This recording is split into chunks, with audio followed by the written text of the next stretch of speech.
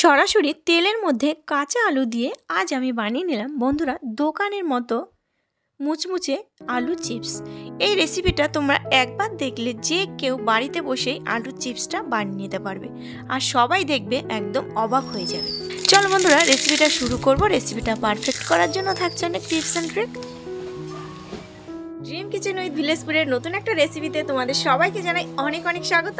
আজকে আমি একটা দারুণ রেসিপি তোমাদের সঙ্গে শেয়ার করতে চলেছি। অবশ্যই তোমাদের ভীষণ ভালো লাগবে। আমার ছোট্ট পরিবারের নতুন বন্ধু হলে আমার চ্যানেলটি সাবস্ক্রাইব করে নিয়ে পাশে থাকা বেল আইকন অন করে আমার ছোট্ট পরিবারের পাশে থেকো, তাহলে নতুন নতুন রান্নার ভিডিও সবার আগে তোমার কাছে পৌঁছে যাবে। চলো রেসিপিটা শুরু করছি। এই আলু চিপসটা বানানোর জন্য বন্ধুরা দেখো আমি নিয়েছি আলু, তবে একটু বড় সাইজের আলু অবশ্যই নিতে হবে, তাহলে কাটতেও সুবিধা হবে, ভাজতেও সুবিধা হবে, চিপসগুলো বেশ বড় বড় হবে, পুরো দোকানের মতো। দেখতে পাচ্ছ এখানে আমি বেশ বড় বড় 4টে আলু নিয়েছি। এখানে 1 কিলোর মতো আলু আছে। আচ্ছা, আলুগুলো আমি খুব ভালো করে খোসা ছাড়িয়ে নেব।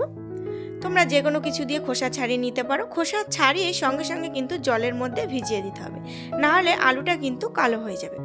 এবার দেখো জল থেকে তুলে নিয়ে আমি পাতলা পাতলা করে কেটে নিচ্ছি। তোমরা গ্রেটারের সাহায্যে আলুর পিসগুলো করে নিতে পারো, কিংবা আমার মতো এইভাবেও কেটে নিতে পারো, যে কোনো একভাবে কাটলেই হবে। আচ্ছা, আলুগুলো কেটে সঙ্গে সঙ্গে জলের মধ্যে ভিজিয়ে দিয়ে নিয়েছি, আর 4-5 বার করে জল পাল্টে পাল্টে আলুগুলোকে খুব ভালো করে ধুয়ে নিতে হবে। এটা খেয়াল রাখবে আলুর মধ্যে যেন কোনোভাবে আলুর কষ থেকে না যায়, তাহলে কিন্তু আলুগুলো কালো হয়ে যাবে, চিপসগুলো কিন্তু ভালো হবে না।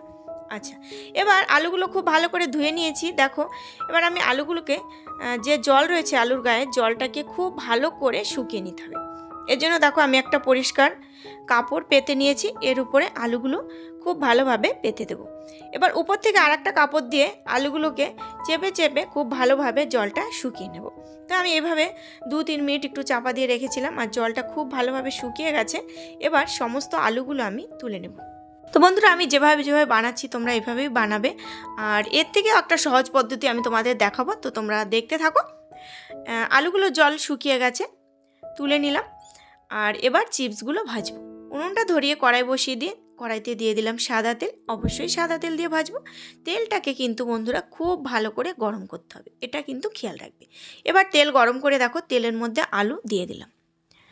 আলু দেওয়ার পরে প্রথমে খুব হাই আঁচে কিন্তু আলুটাকে 30 সেকেন্ডের মতো ভাজবে, তারপরে আঁচটা একটু কমিয়ে দিয়ে উল্টে পাল্টে মুচমুচে করে চিপসগুলো ভেজে নেবে। দেখো বন্ধুরা কত সুন্দরভাবে আলু চিপস তৈরি হয়ে যাচ্ছে, আর একদম সহজ পদ্ধতি, এর থেকে সহজ পদ্ধতি হয়তো তোমরা পাবে না। তো দেখো এর মধ্যে কিন্তু আলুগুলো আমার প্রায় ভাজা হয়ে গেছে, আর একদম কিন্তু সাদাই রয়েছে আলু চিপসগুলো, পুরো মনে হচ্ছে যেন দোকান থেকে কেনা চিপস। তো যাই হোক, এই ব্যাচটা আমার ভাজা হয়ে গেল, তুলে নিলাম। একইভাবে আমি আর এক ব্যাচ আলু চিপস ভেজে নেব। কড়ার মধ্যে দিয়ে দিলাম কতগুলো আলু।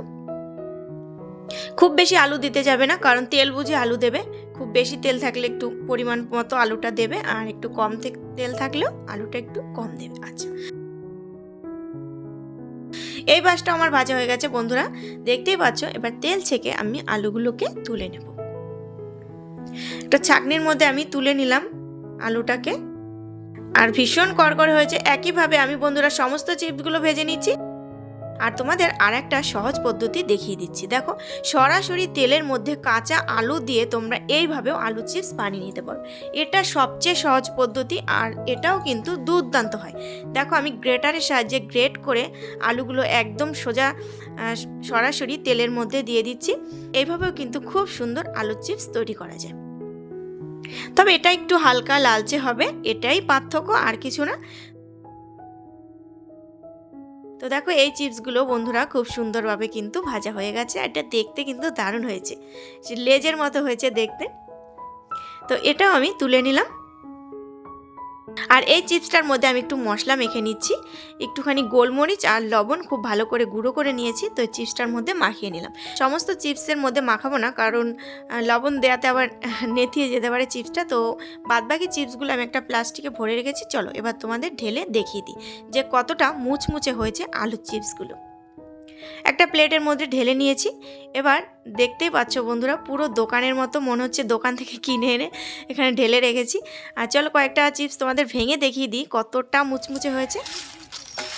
দেখো একদম মচমচ করছে। একবার হলেও তোমরা বাড়িতে রেসিপিটা ট্রাই করো আর বাড়ির সবাইকে বানিয়ে অবশ্যই খাওয়াবে। আর বন্ধুরা, রেসিপিটা কেমন লাগলো কমেন্ট করে জানিও। যদি ভালো লাগে অবশ্যই লাইক করো। আমার ছোট্ট পরিবারের নতুন বন্ধু হলে চ্যানেলটি সাবস্ক্রাইব করে পাশে থেকো। নতুন একটা রেসিপিতে নতুন একটা দিনে দেখা হচ্ছে। বাই।